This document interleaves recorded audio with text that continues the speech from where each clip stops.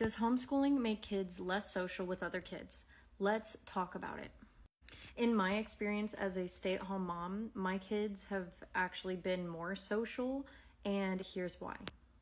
Now, I'm not going to say that every parent's stay-at-home journey is going to be the same or their kids are going to be the same. Everyone's social experience is different. Every single person is different and unique, especially little kids. Like, the way that they think, the way they do things is just so different, and it's very special and very cute. Every time we go out, the thing with homeschooling is you get to choose where and when your kids are going to be social and who they're going to be social with. And honestly, in my opinion, I think this is very, very important because we don't get that kind of choice when our kids are going to school of who they're going to be around and who they are going to be influenced by. And this might not be a popular opinion to some people, but I personally do not like schools. And it's not the teacher's fault, it's just the system itself is just not very great. Because I do know a lot of amazing teachers that put their all and their hearts into everything that they do, and they want to make sure they make a difference in the kids' lives that are going to school, because not everybody can be a stay-at-home parent. So ways that I am teaching my kids how to be social and places that I'm going to go over. And it's not always an option for every stay-at-home parent because maybe some people just don't have a vehicle, or maybe there's certain things that are keeping you from being able to go out like all the time or consistently to different things. But these are great ways to get out with your kids and make sure that they're being social with other kids their age. So I just want to share them. So that way, if you are thinking about homeschooling, then this is a great way you can start to keep your kids socializing. One of our favorite places to go is the library. And we typically go on the days where there's going to be other kids there, especially kids that are going to be around the same ages, but there will be different age groups. And you know what? It's actually good for your kids to be around a lot of different age groups as well.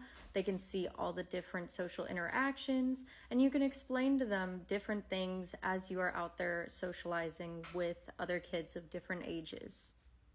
So libraries do this cool thing where they have these days that you can go in and they do these like little readings and stuff, or like different events that are free for you to go and bring your kids. So I highly recommend you check out your local library to see if they do anything like that.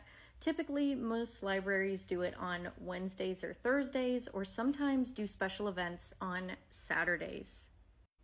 Another place that you can go is Facebook, and you can look for local mom groups for stay-at-home moms or homeschooling moms, and then you can meet up with those groups because a lot of them do plan certain activities or field trips or sports or all kinds of stuff. And that way you can socialize with kids that are the same ages as your kids and go have fun and do something.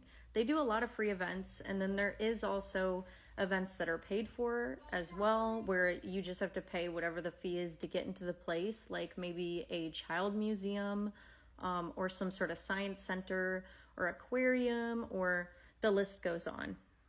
But just think about it as the same as your child going on a field trip or whatnot at a regular school. You're going to have to pay for those things as well. So another thing that I like to do is invite other moms on coffee dates or like going out to lunch or things like that. And then I also teach my kids while we're there how they're supposed to behave in the social place, and to make sure to look around at their surroundings, to be polite to people.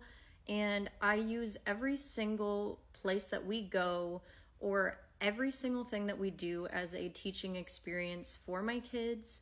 So that way they're learning while we're going out to these places, and the continuation of like consistently doing this is going to get them to be good in those social situations, because it's not going to be just a quick thing of like you do it once, you do it twice, and they've got it right away. That's not how it usually works. And consistency is just really one of the biggest keys to being successful with that. Where we live, there's so many different fun social events that go on. Like pretty much every week. So typically when we're wanting to go to one of these, which I don't always go to them because there are big crowds, there's a lot of people, and sometimes I'm just so tired after the whole week, we don't go. But typically there are markets going on Saturday and Sunday here where we live. So we'll go, and we'll go to the markets, and we'll even plan to meet up with other mom friends that are in the area so we can all go together, all help each other out, because these places can be super busy and it can definitely be overwhelming at times. And I just like to go to social places and like crowded places with other friends as well, because you know how kids can be sometimes. They might try to like run around or run off, which I've taught my kids over the last year to make sure that they are holding on to like my purse. Like I have this little thing on my purse that has a thing for them to hold on to, or they're holding on to the stroller, or they're sitting in the stroller, or making sure that they can see me at all times and that I can see them at all times. And we go over this constantly every time we go somewhere. And then when we're going to be walking across the street, I definitely remind them like, hey, make sure you look right, you look left, you walk, but then you continue to do so just to make sure that you're safe, because you never know when a car is going to come. Some things that I like to teach my kids to help them be more social is how to introduce themselves, how to say their name, how to have a conversation with another kid, like ask them certain questions. And it takes some time, but it's definitely a great thing to teach your kids, because over time they're going to remember, they're going to start doing that, and they're going to start making friends with other kids. I didn't get to finish this video last night. I had to get my kids dinner and to bed, and it was just such a long day, so I ended up stopping and just going to bed. If you have questions about homeschooling and about how to be more social homeschooling, and if you're thinking about starting to homeschool your kids and you're trying to transition from them like already being at a school to you staying at home, or if you are just becoming a stay-at-home mom, let me know all the questions that you have down in the comments, so that way I can start making videos to help you. And yeah, we can all learn and grow together. I'm going to end the video now, but thanks for watching, and I cannot wait to see you in the next one. Bye!